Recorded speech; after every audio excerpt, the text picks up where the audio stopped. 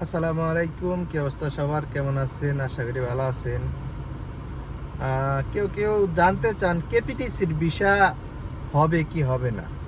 তো তাদের জন্য গুড নিউজ। আমি একটি আহ, গোপন মাধ্যমে হোক আর যে মাধ্যমে হোক খোঁজ পেয়েছি। তো জুন এবং জুলাইয়ের মাঝামাঝি সময়ে, হয়তোবা জুনের শেষে নয় জুলাইয়ের শুরুতে, মানে ভিসা হওয়ার সম্ভাবনা আছে। তো অনেকে আছেন যে কেপিটিসি বিষয়ে কুয়েতে আসতে চান, যারা কেপিটিসি মানে সার্চ করেন, মানে খুঁজেন, তারা কিন্তু জানেন যে কেপিটিসি মানে বাস চালাইতে হয়, মানে বাসের ড্রাইভার। তো তাদের দেশে গাড়ি চালিয়ে মানে চালানো শিখান কোনো দরকার নেই, ঠিক আছে।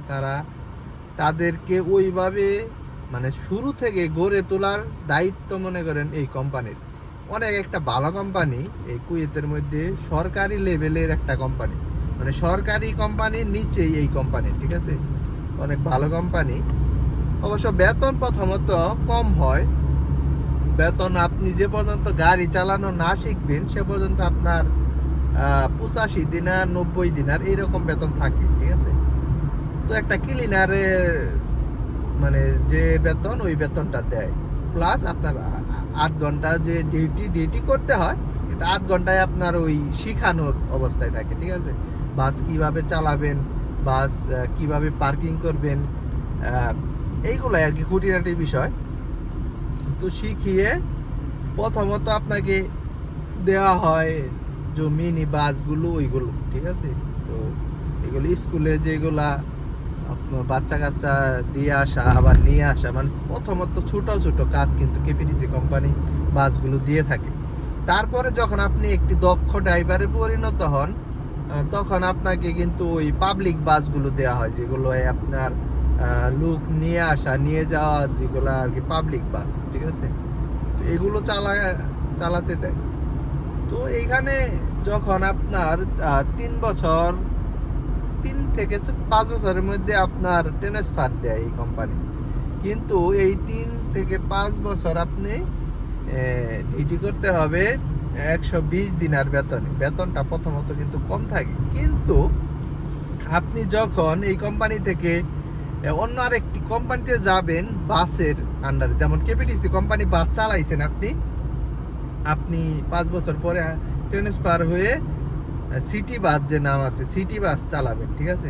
যখন আপনার কাছে ওই লাইসেন্সটা থাকবে, ওই লাইসেন্সটা ভাই এই দেশে সোনার হরিণ পার সমান, ঠিক আছে।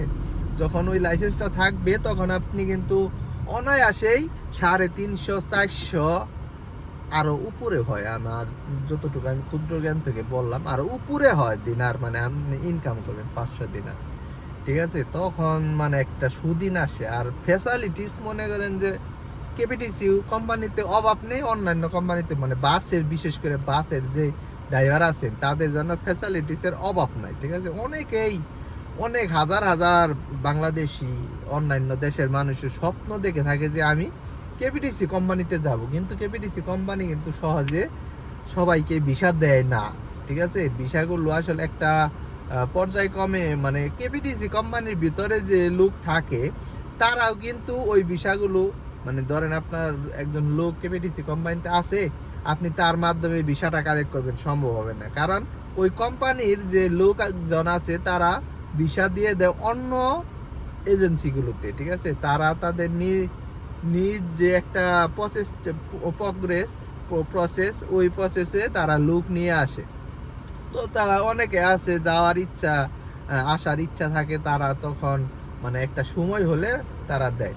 তো জুন জুলাইয়ের মধ্যে বিশেষ করে মনে করেন এই ভিসাগুলো ছাড়ে, একটা গরমের মৌসুমে ভিসাগুলো ছাড়ে।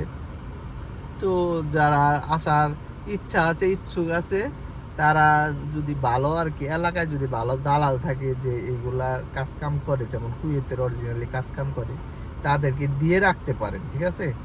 তাদেরকে দিয়ে মানে নর্মালি কিন্তু আপনার যেরকম আমাদের ভিসা 8 লাখ 8.5 লাখ এরকমে হয়ে থাকে, মানে ডেলিভারি কোম্পানি অনেক কমেও হয় 7 লাখে 6.5 লাখে, মানে যার নিজস্ব লুক থাকে হয় কিন্তু, ঠিক আছে। কিন্তু আমার জানা মতো একজনে আসছিল 7.5 লাখ টাকা দিয়ে, মানে কেপিটিসি কোম্পানিতে, এটা কিন্তু অবিশ্বাস্য, আসলে এত কমে আসা যায় না।